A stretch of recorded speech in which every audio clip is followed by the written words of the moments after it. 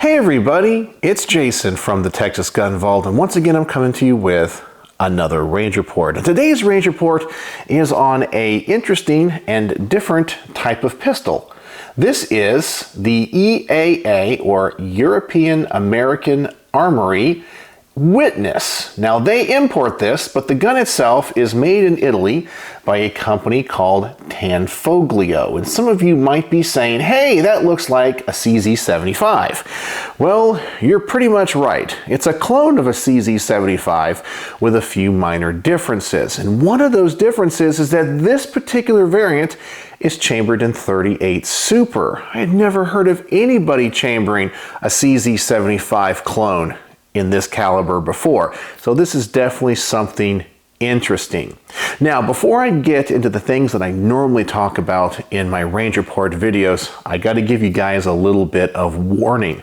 This video is not going to be very positive about this pistol. I had some negative experiences with it and some major malfunctions. And I know that often people will criticize me when I review older examples of guns. Well, you guys know I'm just a small channel. I'm not sponsored by any firearms companies, and nobody pays me and sends me guns for free. I'm very lucky to have subscribers that lend their guns to the channel to give me a chance to review them. So if you own one of these guns, or are a fan of one of these guns, or are looking for a review of a brand new example and are going to criticize me because you're going to say the problems I'm having with this pistol are because it's old, well, this might not be the video for you. Because I am not sure if the issues that I'm going to have with this pistol are unique to this particular one, or it is a common issue across the board. But I'm going to come to you and document my personal thoughts, opinions, and experiences with this gun.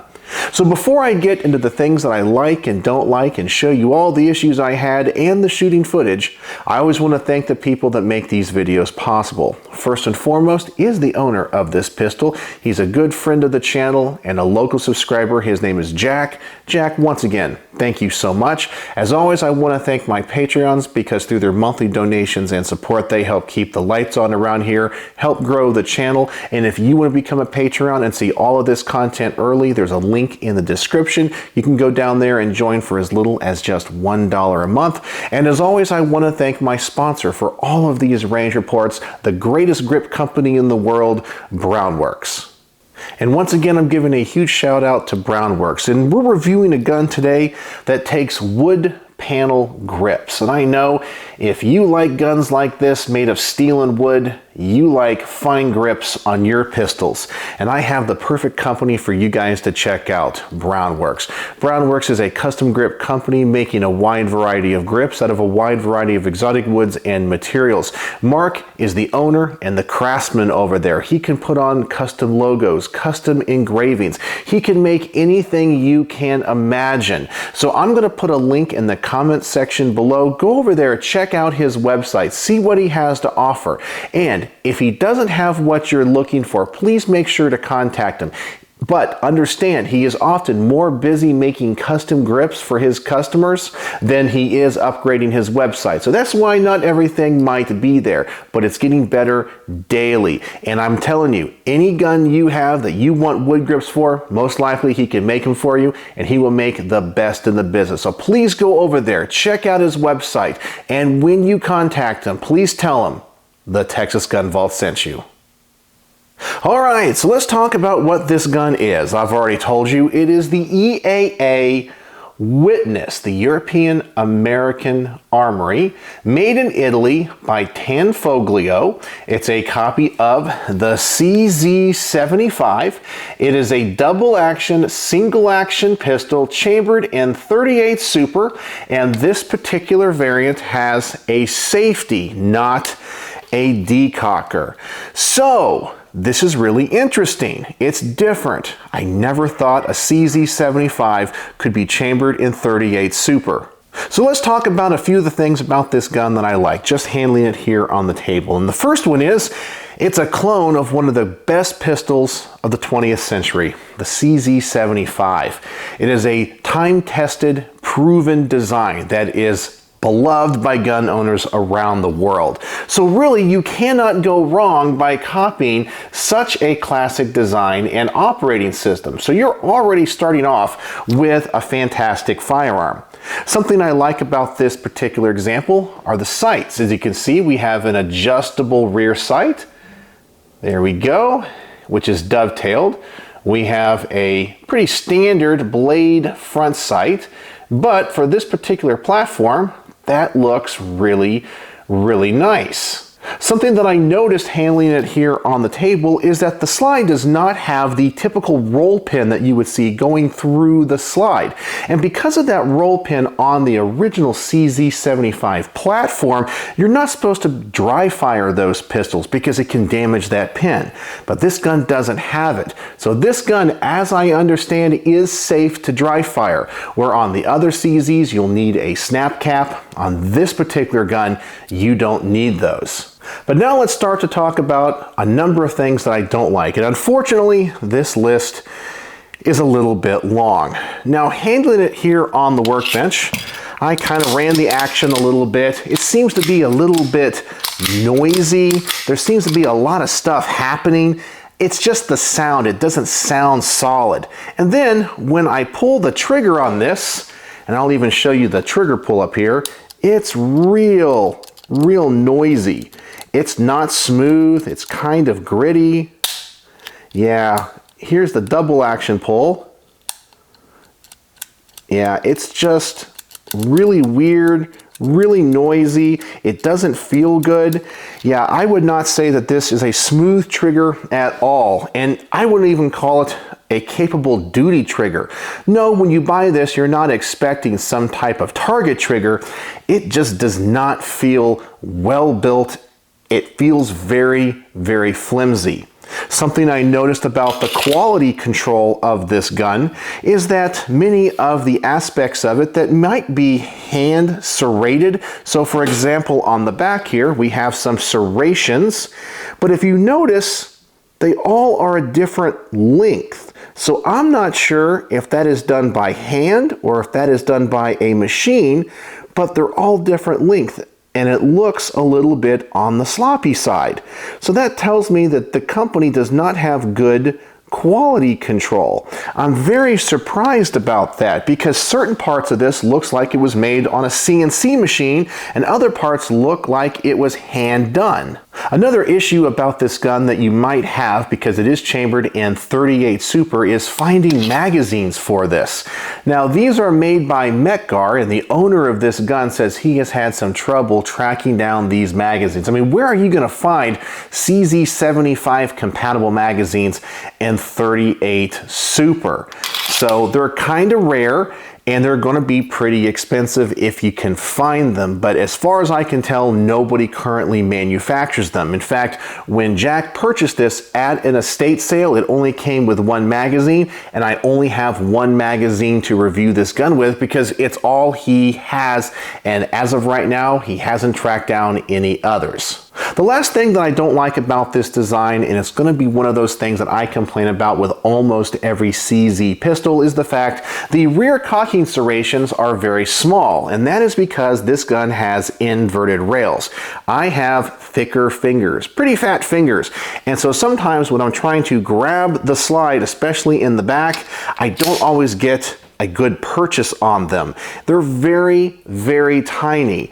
And this is one of the disadvantages of having those inverted rails. Some people love them. They say it makes the gun shoot a little bit flatter and absorb the recoil better. But for me, I lose all of that gripping surface with the cocking serrations, and I don't like that. So that's the things that generally I like and don't like about this pistol here on the workbench. So let's go ahead and get this thing to the range. Now, fair warning, I'm going to have some issues, and I'm going to talk about them after you see them. So I'm going to set up the target at 7 yards, and this is going to be my first magazine through this gun. So let's see how it performs and what happens.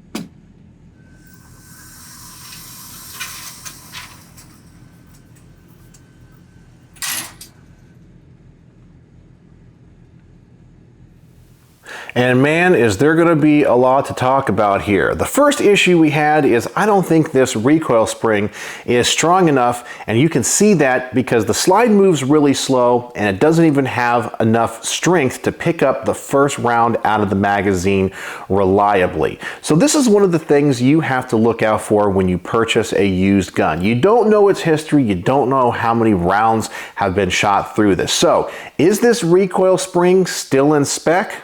I don't know. I'm going to assume it's not. So some people are going to say, well, you need to throw a new one in there. Well, once again, I am reviewing the gun as I shoot it. And that might not even be the issue. Sometimes when you buy a used gun, you don't know why the person that previously owned it was selling it. Now, the next major issue we have is this trigger is not resetting. So it does reset, but I don't think the trigger return spring is strong enough. And you guys would note that after I shot it, I would have to take my shooting finger, my index finger on my right hand, I would put it right here and have to push that trigger forward for it to reset. It would not reset on its own. I tried a number of different ways. After shooting this footage, I could not get it to reset. Now here on the workbench, if I rack the slide, it will reset most of the time. But when I fire it, it will not. So I don't know if it has something to do with the magazine being in the gun or other issues. I do not know. But this trigger does not reset. Now, do I think that all of the pistols that are made by this company do this? Well, absolutely not, or they would have a terrible reputation, but this particular example does. So there might be a defect that as these guns age or get older, you might have this issue as well. The recoil of this gun was also kind of odd because maybe that recoil spring, as I mentioned, is not very strong. The slide moves really, really slow. And sometimes when it comes back, obviously it didn't have enough energy to pick up that next round, or if it did, it was very slow. So the recoil impulse was extremely odd.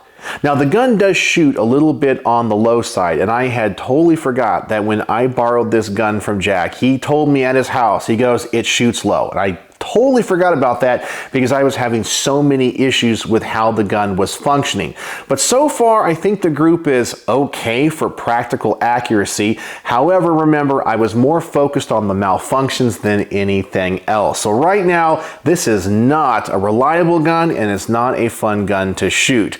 But I want to continue the range report. Who knows, maybe this thing will start to work a little bit better. So now I'm going to double the distance of this target, load up another magazine, see if I'm still going to have issues with the reliability and the function, and hopefully I'll see if I can get any better of a group now that I know how this gun is shooting and where the point of impact is compared to the point of aim.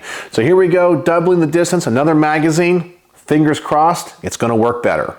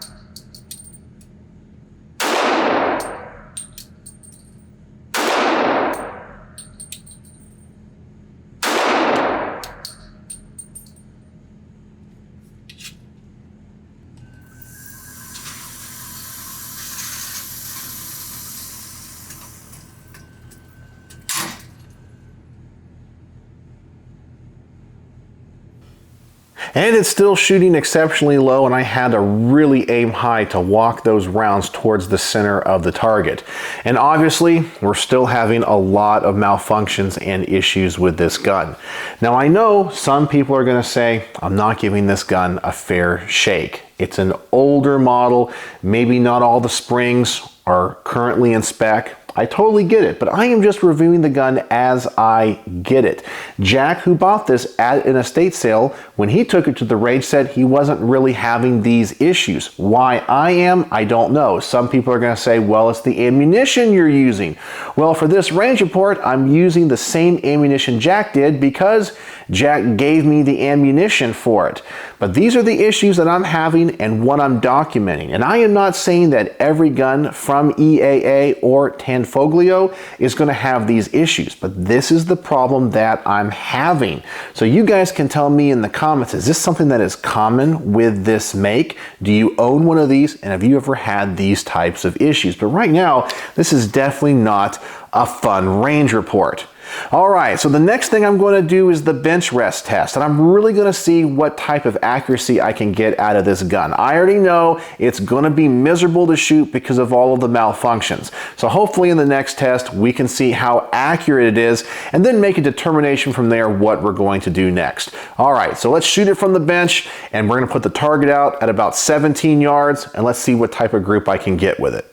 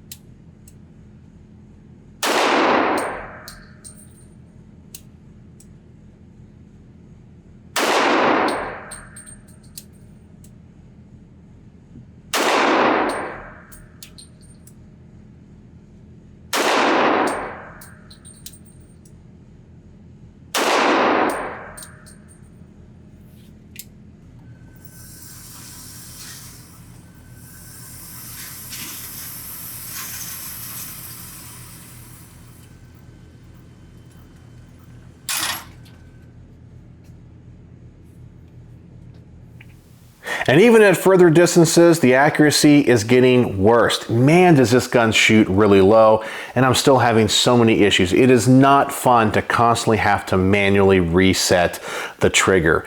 So for me, this gun is just shooting like a piece of junk. I don't think it's necessarily unsafe, and who knows, maybe if you put in a new recoil spring or take this to a professional gunsmith, they can take this gun apart, clean everything, and maybe file down on some surfaces to give you a much better trigger pull. This thing might be an awesome pistol.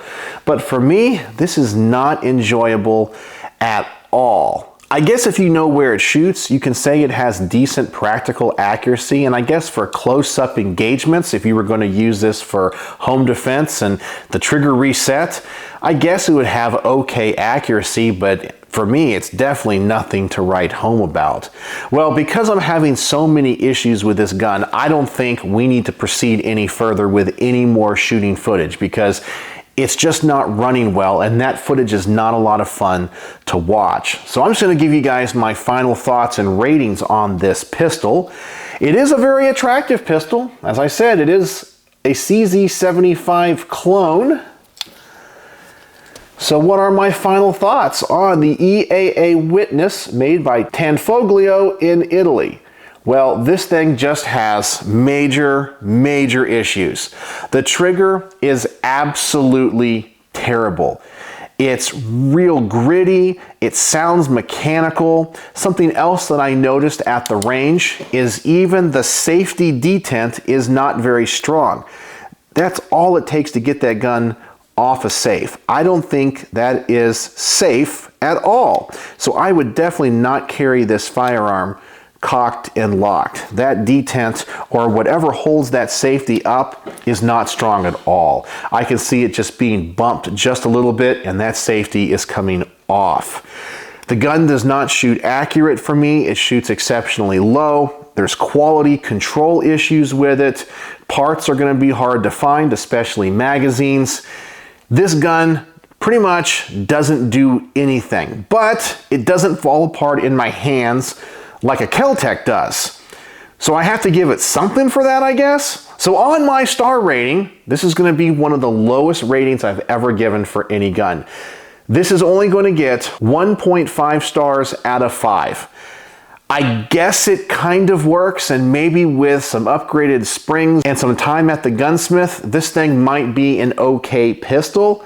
Maybe. But after shooting this thing, I would never ever trust it. I think it's cool that it's in .38 Super because it's different, but maybe the problem is that this gun was never designed to be chambered for this caliber. So I don't know. There's just so many issues with it. It's not fun to shoot. Major malfunctions. I have to manually reset the trigger. I have to push the slide forward for it to chamber the next round. This thing just does not work. So I'm really curious, do you own one of these or have ever shot one that's similar, especially if it's in .38 Super? Tell me in the comments section below, did you have these kinds of issues? I don't know. Is it just this particular gun, or is it something that's a problem across the entire line? So I know people that may like this gun or own this gun, they're going to want to defend it, and they're going to say, Jason, you're a terrible reviewer, you shouldn't have reviewed this, you did it wrong, you're saying bad things. And I am not reviewing this and saying these things because I want this gun to get a bad review. I am just documenting my personal thoughts and experiences, and yours might vary, and I want to hear about those. So please tell me in the comments section below. But right now, as the gun sits on the workbench, 1.5 stars out of 5. That's it. Major malfunctions. So there you go. My range report on the Witness, imported by EAA and made by Tanfoglio in Italy. So let me know what you think in the comment section below. And as always, thanks for watching.